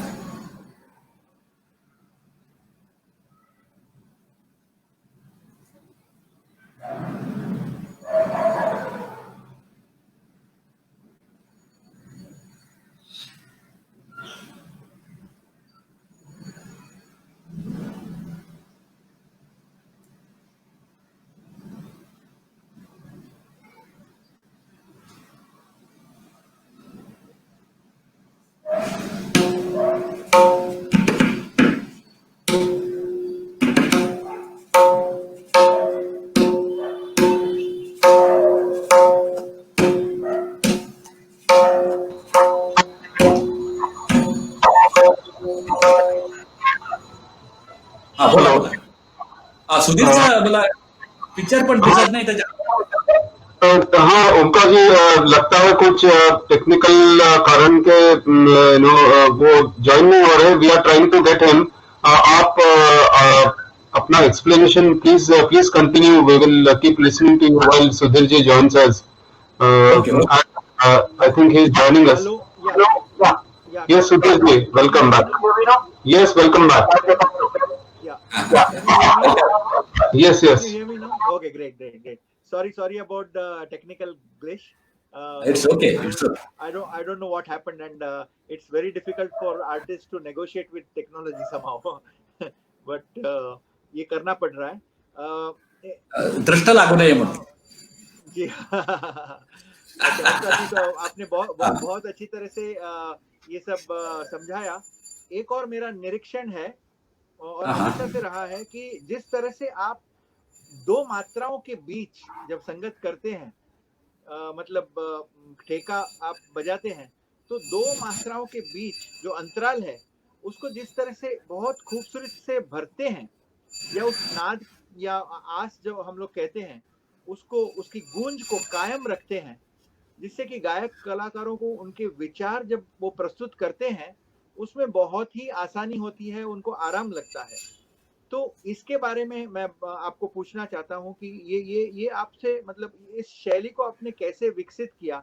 क्या आपके कोई ऐसे मेंटर्स थे या गुरुतुल्य व्यक्ति थे कि जिनसे आप ये सब सीख पाए, या किसने आपको इसके बारे में संस्कार इसके दिए? क्योंकि ये बहुत एक विशिष्ट चीज है जो मैं आपसे सुनता हूँ हमेशा. तो इसके बारे में जानकारी जानना चाहते हैं हम लोग. अरे बहुत ही अच्छा क्वेश्चन है. बहुत ही अच्छा याद किया. जब भी मेरा फॉर्मेटिंग ईयर्स में हमारे खास दोस्त रहे, शेख दाऊद खान साहब के शागिर्द हमारे खास दोस्त थे, गौरंग कोडिकल और प्रभाकर बटरबेट और गुरुनंदन कल्याणपुर. हम लोग मिलते थे. मुझे माने शेख दाऊद खान साहब के विचार में माने हम लोग विचार विनिमय करते थे. तो उनका एक विचार उन्होंने बताया, विलंबित ठेका में तिरकिट माने वो ठेका माने ठेके में जो तिरकिट है वो छोड़ के कभी दूसरा तिरकिट बजाना नहीं चाहिए. जी. एक माने कलाकार को कंफ्यूज होता है, माने तबला वादक जो तिरकिट बजाता है वो ठेका के अंतर्गत तिरकिट है क्या, वो भरण का ठेका है. इसलिए मैंने वो आइडिया से मुझे भी ऐसा लगा मैं एक डेवलप करूं करके. और दूसरा मैंने सुर में मिलाता था, इसलिए वो सुर का मैंने आधार लिया.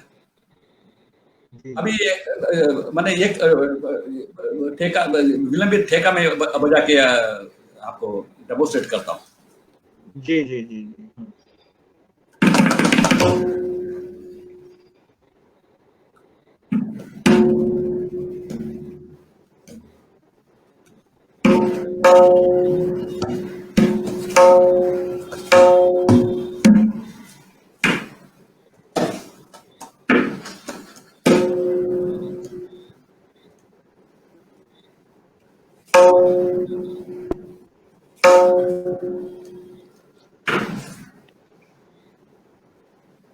वाह.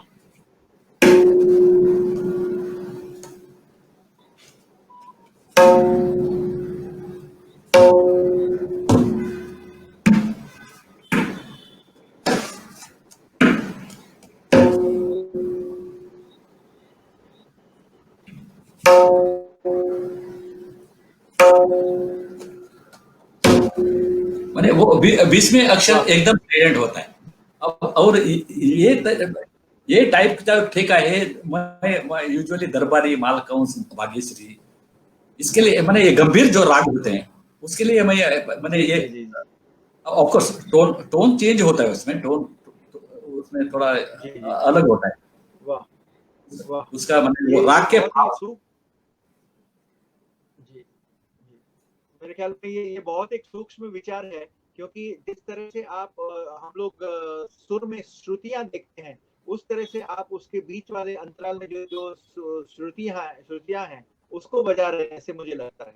आपने तभी बीच में गलती से मैं जब गाता हूँ कहा आपने, जब बजाता हूँ के जगह आपने गाता हूँ कहा, लेकिन वो सही है कि आप सचमुच बजाते हैं तबले के द्वारा और ये बहुत बड़ी बात है मेरे ख्याल में।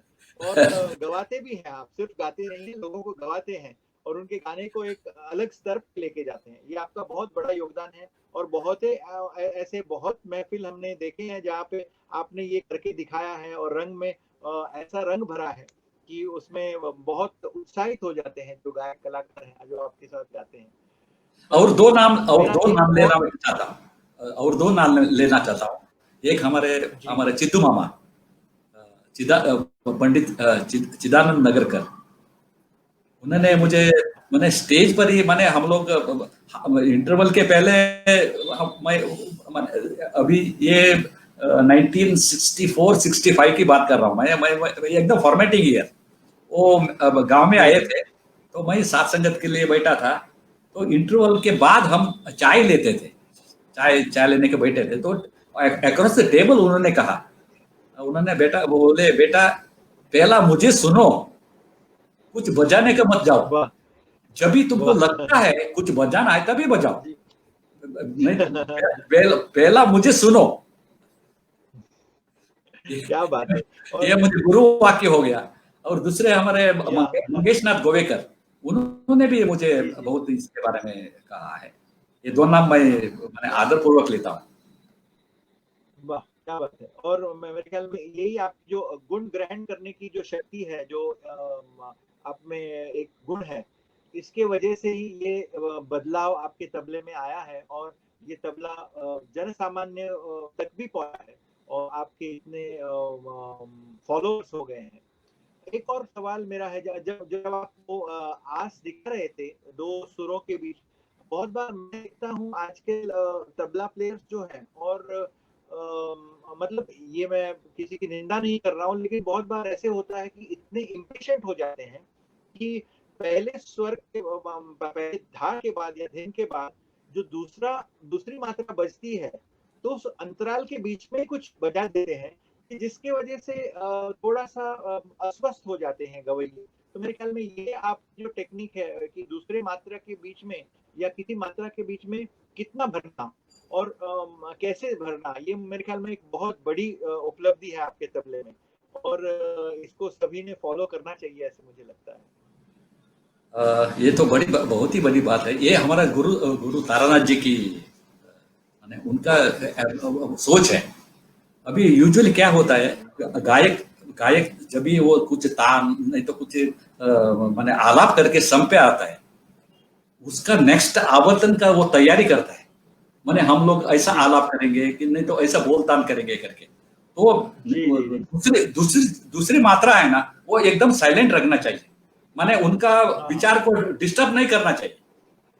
हाँ जी जी जी स्पेशली सेकंड, इवन आप जब भी आप लयकारे में हो जाते हैं, फिर भी दिस जनरल रूल हाँ उन्होंने कहा था, माने दूसरी मात्रा है जी जी वो एकदम साइलेंट रखना चाहिए।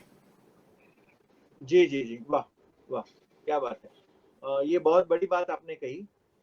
इसी से जुड़ के एक बात है कि आप जब मंच पे बजाते हैं तो एक जो सवाल जवाब मैंने बहुत बार देखा है आगे और मतलब सवाल जवाब ही नहीं कहूंगा मैं, वो कि एक बात है ही कि सवाल जवाब करते रहते हैं, लेकिन जिस तरह से आप मुखड़े पर आते हैं तभी से आपकी संगत की बात वहां पे दिखती है कि मुखड़े पे जो हम लोग कहेंगे उठान पिकअप या फिर उसको मोहरा जिस तरह से हम उसमें लगाते हैं आप, मतलब त्रिकटा त्रिकटधन ऐसा जो आते हैं, उसका जो अंदाजा है आपका बहुत खूबसूरत से वो भिन्न आता है।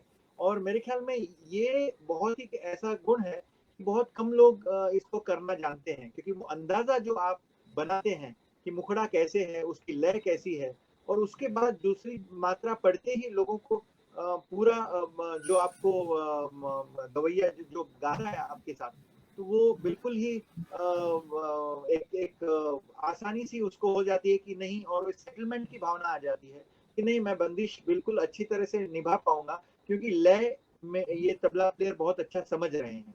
तो ये जो एक कॉन्फिडेंस होता है, एक विश्वास एक क्रिएट होता है, मेरे ख्याल में ये बहुत बड़ी उपलब्धि है। इसके बारे में अगर आप कह सकते हैं, या मैंने ऐसे भी देखा है कि बंदिश हो या आलाप हो, तान हो, उस हिसाब से बंदिश में अगर मंजे में मतलब सेकंड लाइन में अगर कोई वेरिएशन होगा तो उस हिसाब से ही आप उसको बहुत अच्छी तरह से कोई ऐसे प्रकार बजाते हैं जिस तरह से वो बंदिश खुल जाती है। तो इसके बारे में कुछ कह सकते हैं तो बहुत अच्छा रहेगा। पहली बात यह है, संगतकार को, तबला संगतकार को माने सोलो का ज्ञान होना जरूरी है, बहुत ही जरूरी है। सोलो माने अभी कायदा रेले रव, बाद में गत टुकड़े, ये सब जानना जरूरी है। इसमें क्या है, हमको वोकेबुलरी मिलता है, जी जी जी, कुछ फ्रेजेस मिलते हैं, और वो फ्रेजेस सब लोग माने कहाँ वो यूज करने का वो माने वो एक्सपीरियंस से आता है। वो अभी तुमने जिक्र किया वो तिरकड़ तक धर धर, ये जो है ये मुझे मधु खान साहब के एक गत से मिली है, मुझे बहुत पसंद आई। तो मैंने वो यूजुअली वो तेन तेन ताक तिरकड़ तक धर धर दा तेन तेन ना तेन तेन ना तेन तेन ना तिरकड़ तक धर धर दा। यूजुअली ये जो चीज है, ये फ्रेज है, ये उनका एक गत है। तेन तेन ना तेन तेन ना तक तेन तेन ना था तिट किट धागे तिट गड़ा ना धागे तिट तिट कर धा तिट के ना तो ना था तिट कर धा तिट धागे ना तिरकड़ तक दा धर कर दा। अभी तिरकड़ा, ये जो चीज है ना, मुझे बहुत पसंद आई मधु खान साहब की। तो मैं यूजुअल में ये चीज मैं साथ संगत में कोशिश करता हूँ। ऐसा बहुत ही है। अभी तिरकवा खान साहब मैंने एकदम पॉपुलर किया है, वो कायदा है, बाद में उन्होंने रऊ बजाया हुआ है, तक दिन धागे तिट धागे तिट दिन आगे न धागे तिट धागे तिट दिन आगे न धागे तिट गेड़ ना गदिग दिन आगे न धागे तिट किट धागे तिट दिन। ये जो चीज है, मैं इसमें थोड़ा दुगुण में कटनता करता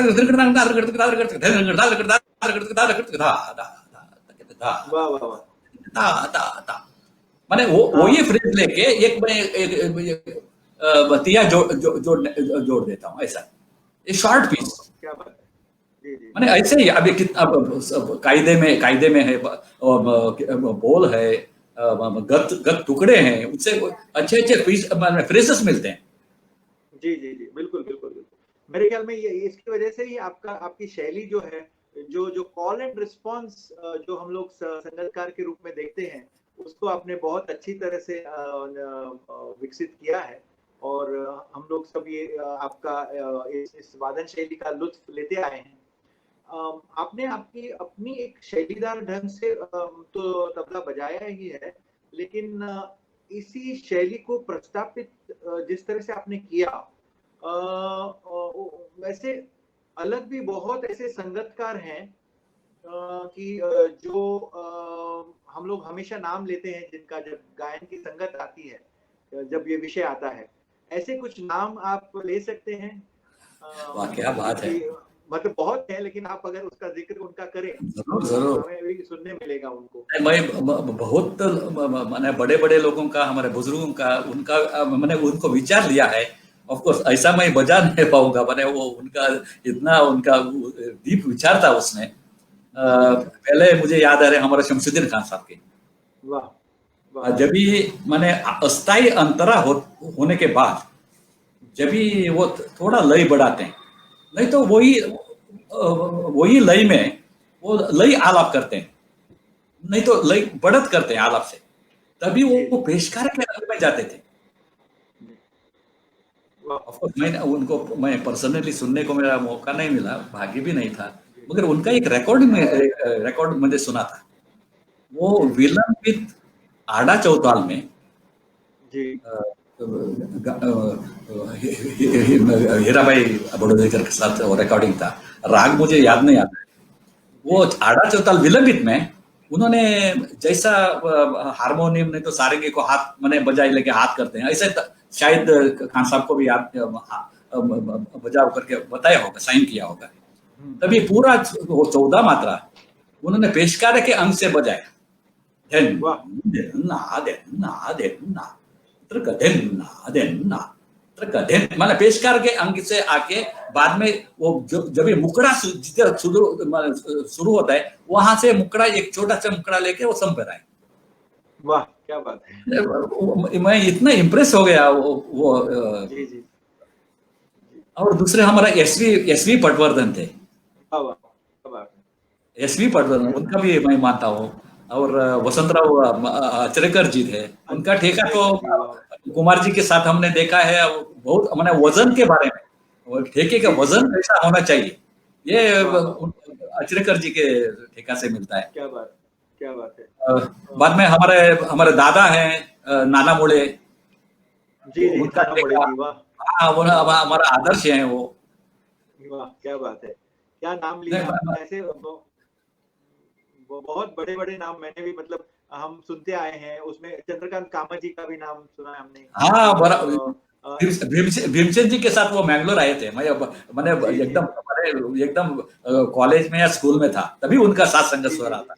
चंद्रशेखर, मुझे भी उनका सहवास मिला, बहुत बड़े संगतकार वो भी रहे।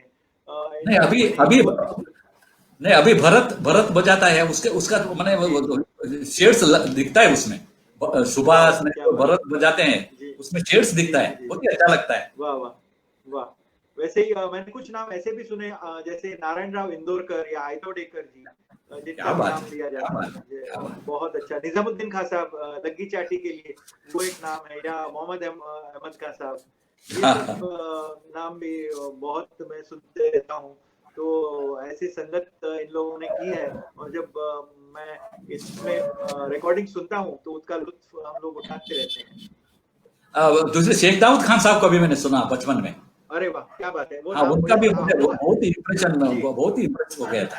ये नाम मैं भूल गया। बैठक हैदराबाद में है हम लोग, तो शेख दाऊद खान साहब के नाम तो होना ही चाहिए, उनका जिक्र होना चाहिए। सुंदर ठेका वो देते थे। नहीं, उनका और एक खासियत थी, जो अभी बैंगलोर में आए थे, वो 3 दिन का कॉन्फ्रेंस था। तभी मैं ये बात करता हूँ, वो 30-40 बरस के पहले की बात, और उससे से आगे होगा, 50 बरस हो गया होगा। तभी वो जसराज जी के साथ उन्होंने गायन की संगत की, बाद में एक सितार की संगत उन्होंने ये किया। जब भी वो गायन के साथ संगत करते थे वो अलग ही थे, उनका अप्रोच अलग ही था। जब भी इंस्ट्रूमेंटल के साथ बजाते थे वो अप्रोच ही अलग था। उनका विचार, उनका ये सब अलग ही दिखता है। अभी हमारा किरण भाई के हाथ में मुझे सुनने को मिलता है। और हाँ, किरण भाई को मैं खूब मानता हूँ। किरण भाई बहुत अच्छे। अभी आपने जो जिक्र किया, ऐसे तो बहुत नाम हैं, लेकिन ये गिने चुने ही संगतकार हैं। मैं हमेशा देखता हूँ कि तबला प्लेयर्स आज तो इतने हो गए हैं, लेकिन जब हम लोग कहते हैं कि अच्छे संगतकार कौन है तो बहुत ही कम नाम आते हैं। आपने जो ये नाम जिक्र किए उसके बाहर संगतकार बहुत कम आते हैं। हालांकि आज की पीढ़ी में बहुत अच्छे संगतकार भी हैं, लेकिन हम लोग अगर बुजुर्गों की पीढ़ी में भी देखा तो बहुत तबला प्लेयर्स थे, लेकिन संगतकार के नाम से जिनको पहचान मिली उनमें से जैसे आप हैं, वैसे ये सब नाम हम हमेशा इनको आदर्श मानते आए हैं। नहीं, हमारा बड़े भाई मैंने सुरेश जी हैं, उनका तो ठेका मैं कभी भी भूल नहीं सकता हूँ। उनका मैं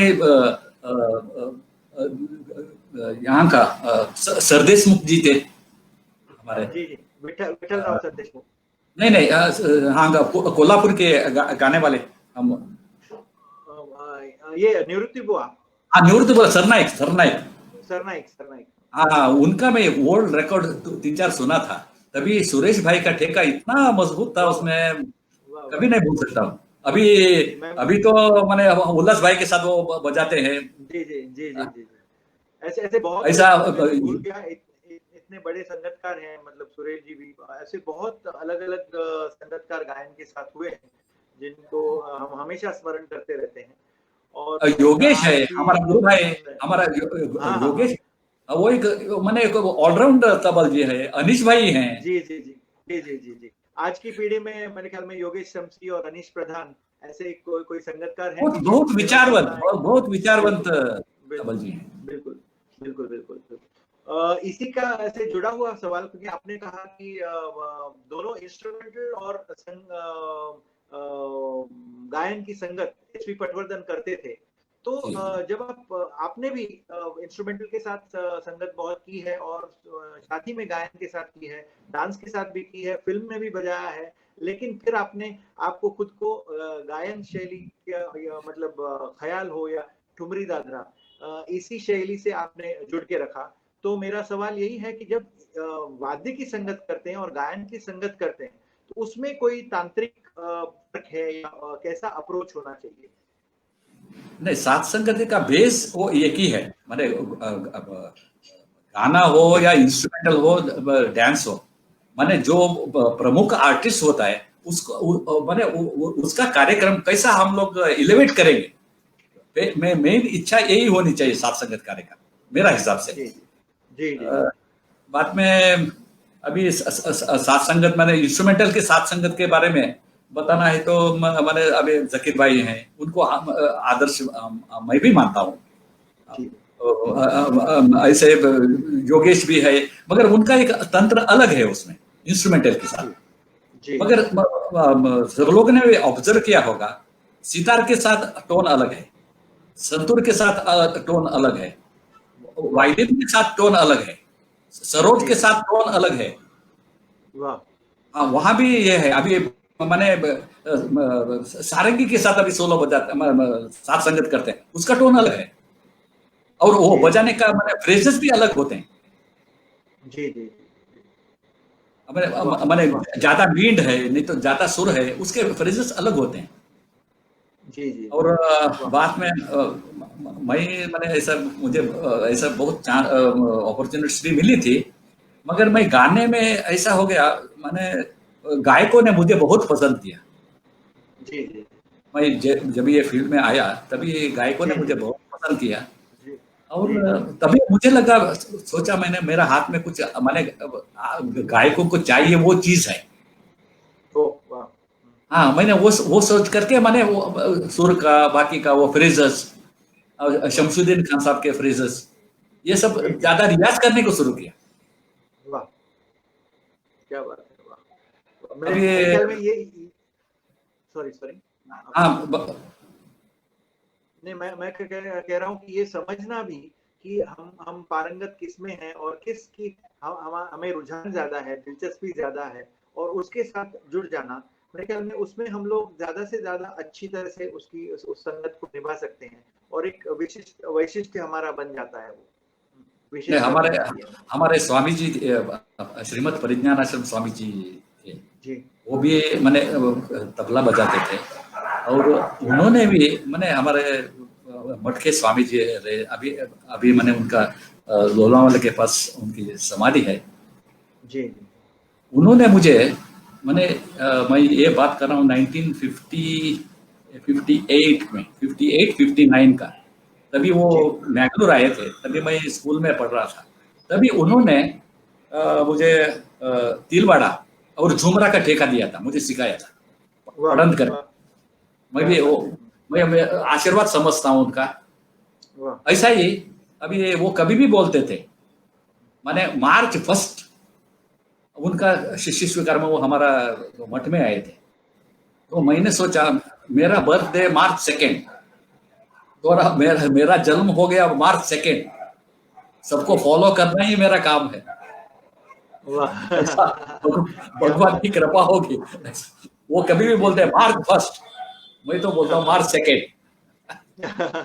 उनका क्या पीछे बात है। पीछे। जी जी जी मुझे लगता है हमेशा लीडरशिप में ये क्वालिटी होनी चाहिए कि he should first be a follower. तो आप उस वजह से हमारे लिए तो आप लीडर ही हैं, क्योंकि आप इतनी अच्छी तरह से फॉलो करते हैं।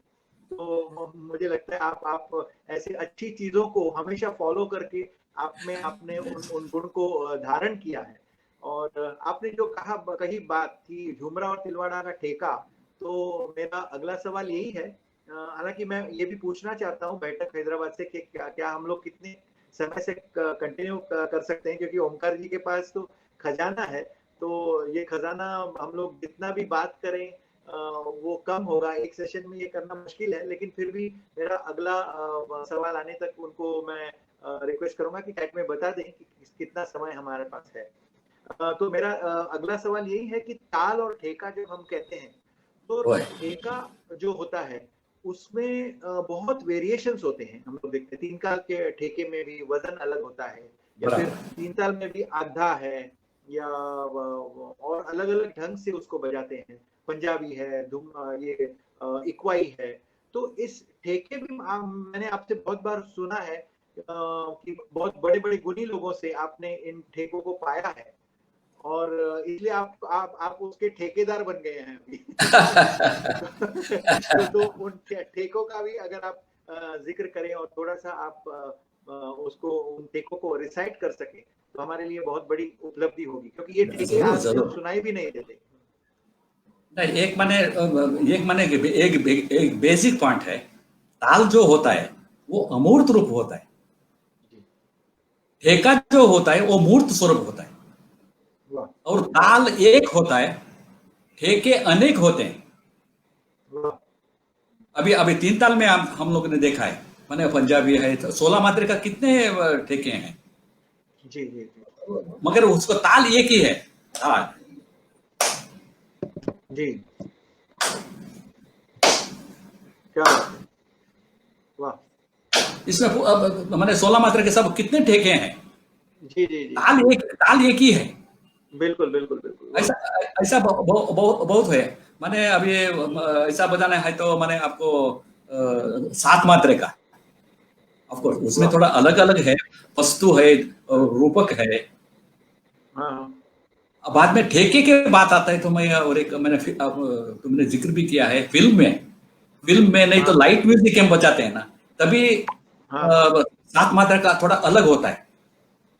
जी जी अभी उसके मैंने अभी कुछ ऐसा है क्या पता नहीं है, मगर मैं फिल्म इंडस्ट्री में लाने के लिए मैं उनको गुरु ही मानता हूँ। एक म्यूजिक डायरेक्टर एच वसंत जी करके हैं, वो लखनऊ में रहते हैं। उनके कृपा से मैं फिल्म इंडस्ट्री में दो तीन दावजेकर के जी के म्यूजिक में थोड़ा बजाया था, तभी मुझे कुछ मालूम हो गया। एक अभी रूपक में दिन जी दिन ना दिन ना दिन ना,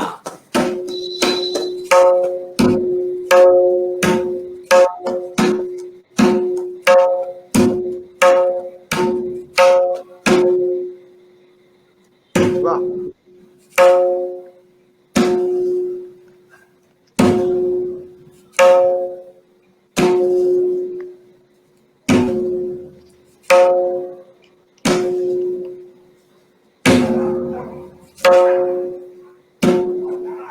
ये लाइट म्यूजिक में ऐसा एक मुझे याद आया।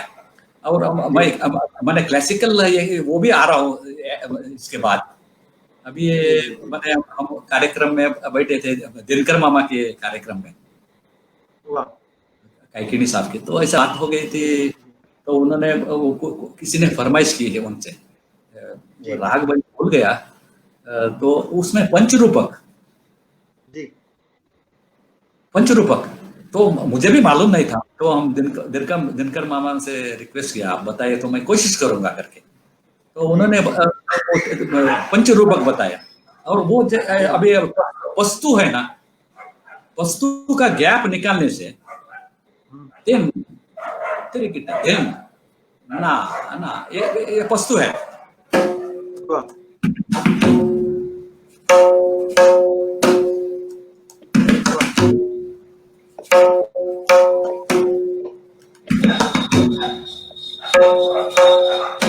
इसके भी अलग अलग ठेके हैं। वाह वाह गायक के उनके मैंने वो कुछ चेंज भी किया है, मगर गुरुजी ने ये ठेका मुझे सिखाया था। और इसमें पंचरूपक ऐसा होता है, दिन तेरे किट दिन ना ना दिन।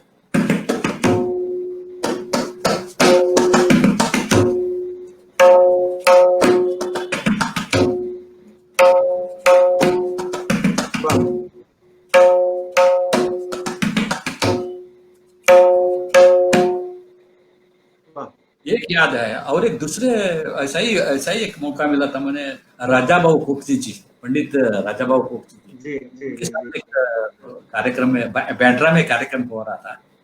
तो कार्यक्रम में ऐसा ही किसी ने उनके फरमाइश किया एक ठुमरी के लिए ऐसा। तो उन्होंने बोला मैंने वो मुझे पता नहीं था, उन्होंने बोला 12 मात्रे की दीपचंदी लगाओ।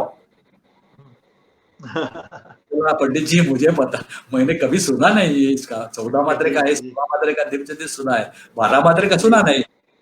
जी जी तो जी। ठीक वो बाद में इंटरवल में जब भी हम चाय वगैरह लेते थे तो मैं उसको रिक्वेस्ट किया, मुझे बताइए, मैं कोशिश करूंगा वो ठुमरी गाइए करके। वाह। और वो 12 मात्रे का दीपचंदी, माने दीपचंदी का कॉन्सेप्ट जो है, माने काल के पहले साइलेंट, सम के पहले साइलेंस, जी। वो दादरा जैसा ही है, लय थोड़ा कम है। वाह। हा धेन ना धा तिन धा तिन हा धा धेन।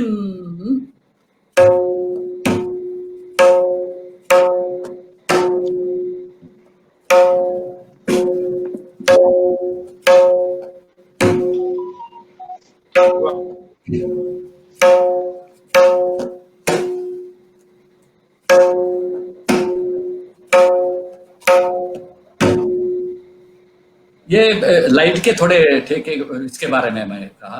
और दूसरी बात है, अब अरोलकर जी थे, पंडित शरद चंद्र अरोलकर जी।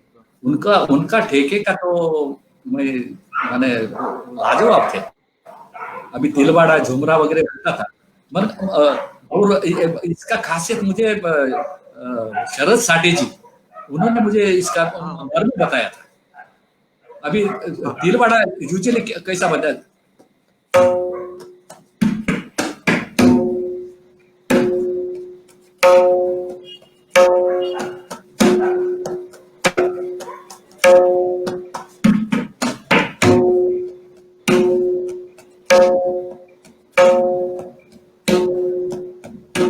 ये सीधा ठेका है, मगर हमारे यहाँ है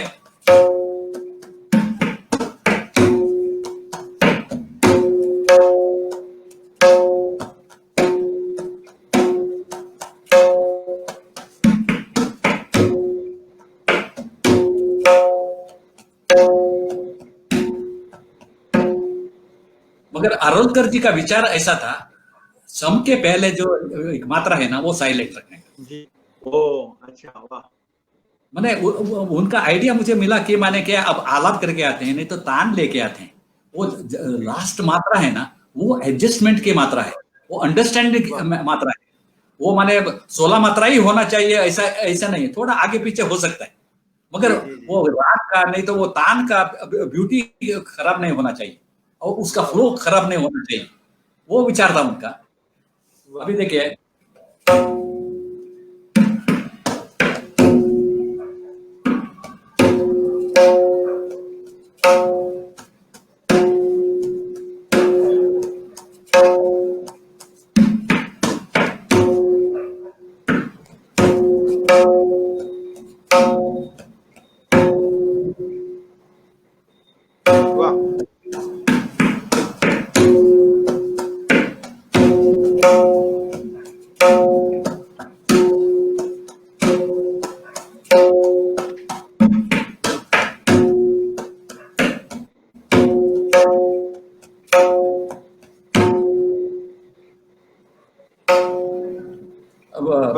सुधीर समय समय है ना, समय टाइम टाइम अभी हमारे पास 10 मिनट है लगभग।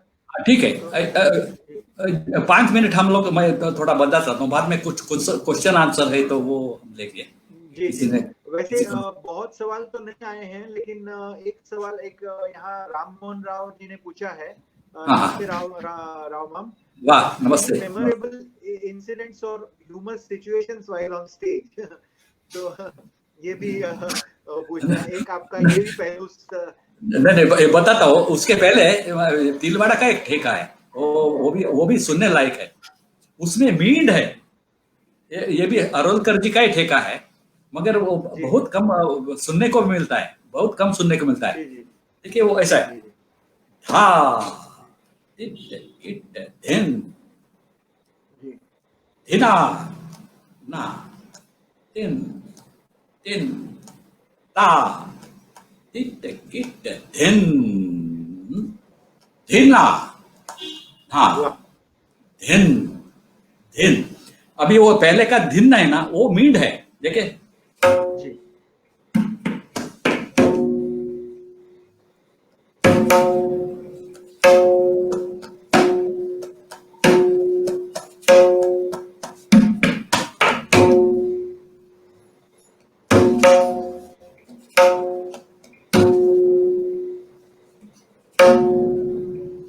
वाह क्या बात है।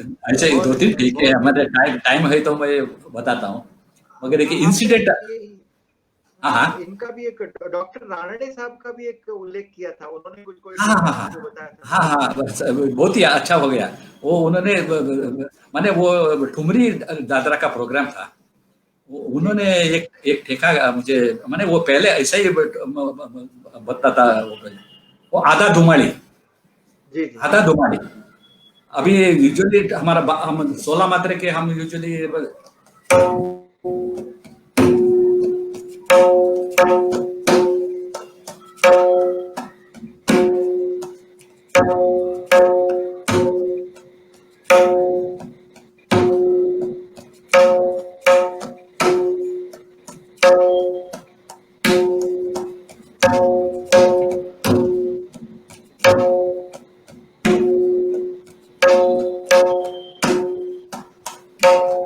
इधर यहाँ से आधा दुमाली होता है।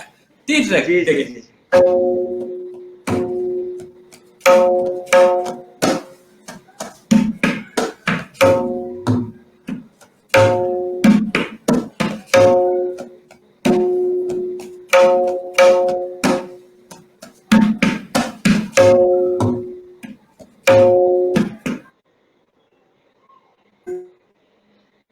वाह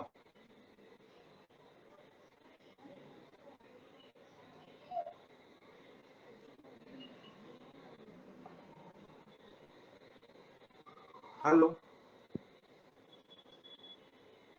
मेरे ख्याल में कनेक्शन ओमकार जी आपका कुछ गया है।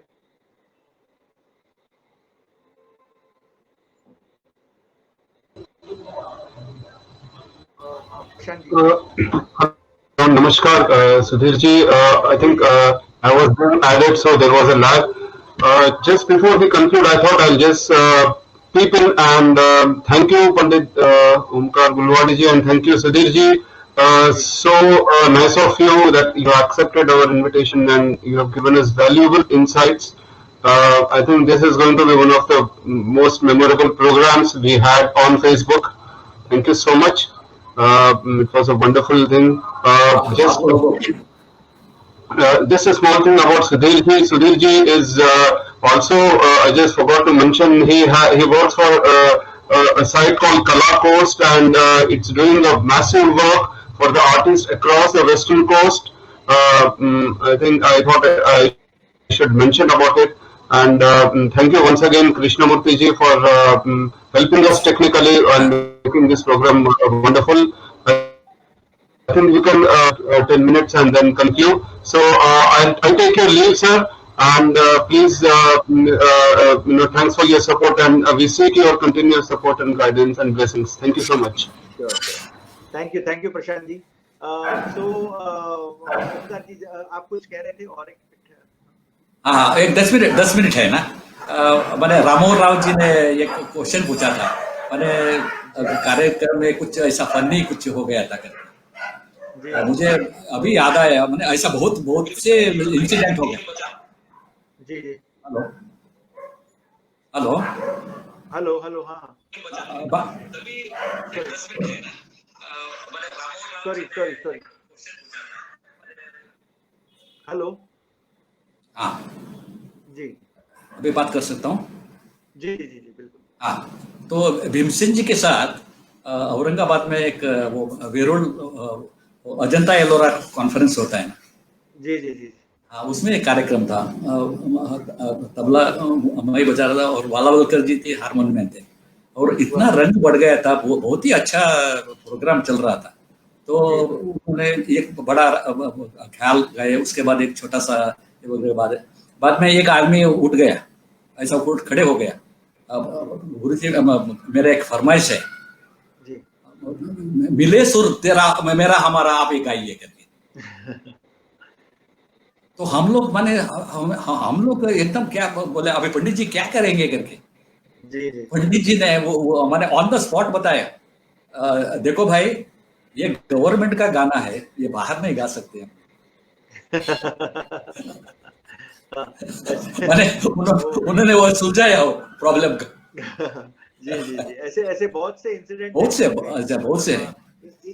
इसका एक अलग से सेशन लेना पड़ेगा कि जो फनी इंसिडेंट्स होते हैं। वही तुम्हारे पास भी बहुत एक्सपीरियंस है। जी जी जी जी जी, बहुत हम लोग सब लोग अनुभव करते हैं और इसमें बहुत आनंद है। तो खैर आपने ओमकार जी काफी कुछ चीजें हमें कह दी, और जैसे मैं कह रहा हूँ कि इस एक सेशन में ये सब सम्मिलित करना बहुत मुश्किल है, नामुमकिन के बराबर है। फिर भी आपने बहुत सी चीजें जो है उसमें उसको समझाया। और मैं ये एक ही बात आपसे पूछना चाहता हूँ कि आपने ठुमरी दादरा में जो लग्गी का अभ्यास किया है उसके बारे में भी अगर आप थोड़ा सा बता दें। क्यों, और जो जिस तरह से आपने सुगम संगीत में भी संगत की है, उसके लिए लग्गी चाटी का उपयोग तो सब जगह होता ही है, और अलग अलग लग्गी लगते हैं, चाहे वो ठुमरी दादरा हो या भावगीत हो या नाट्य संगीत हो, भजन हो। तो उसका अभ्यास जो आपने किया है उसमें आपके आदर्श कौन थे, और आप किस तरह से उस विधा को आपने निभाया? जरूर जरूर, ये बहुत ही, ये हालांकि बहुत ही बड़ा मतलब गहरा चीज सब्जेक्ट है। मैंने शॉर्ट में ब्रीफ में कहना चाहता हूँ। मैंने निजामुद्दीन खान साहब को फॉलो किया है। उनका उनका मैंने ठुमरी दादरा के साथ उनका संगत करने का वो विचार था, उसका मैंने उनका विचार वो मुझे बहुत पसंद आता था, और उनका अप्रोच मैं वो खूब उनका मानता, अभी भी मानता हूँ उनका वो लगी। मगर अभी एक चीज कहने को मैं प्रकट करूंगा। एक माने लगी जो चीज है ना, उसके पीछे एक भाव होता है। सबको मालूम है ठुमरी में क्या है, थोड़ा विरह होता है। माने वो प्रियकर दूसरे गांव में है, बहुत दिन से मिला नहीं, अभी माने वो थोड़ा विरह होता है, थोड़ा एंजाइटी होती है, थोड़ा इंतजार होता है। जब भी एंड में तो वो प्रियकर माने आने का उसका साइंस मिलते हैं ना, तभी एक प्रेमिका में एक माने एक ब्लिस शुरू होता है। अब हमारे हमारे हमारे यार आ रहे हैं, नहीं तो ये खुशी हो जाती है, कुछ साइन देता है, वो लगी है मेरा हिसाब से। वाह वाह, वो आनंद जो है, वो ब्लिस है ना, वो शो कैसा। मगर लग्गी के लिए ऐसा यही चीज करके ये नहीं, माने यही बजाइए वही बजाइए। अभी बुजुर्गों को पास ना मैंने रेला को लग्गी की सुना है। जी जी वाह। हबीबुद्दीन खान साहब थे, बाद में हमारे निजामुद्दीन खान साहब थे। जी हाँ, वाह, टिकट था।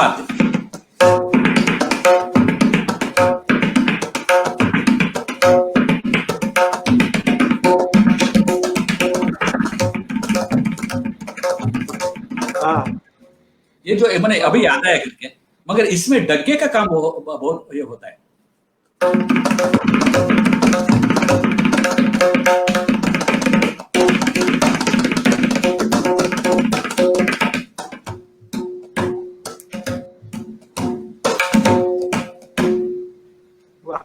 ऐसे बहुत से लगी है, और अब पारंपरिक लगियां भी है। ये बहुत ही बड़ा माने बहुत ही गहरा सब्जेक्ट है, और एक बार लेंगे।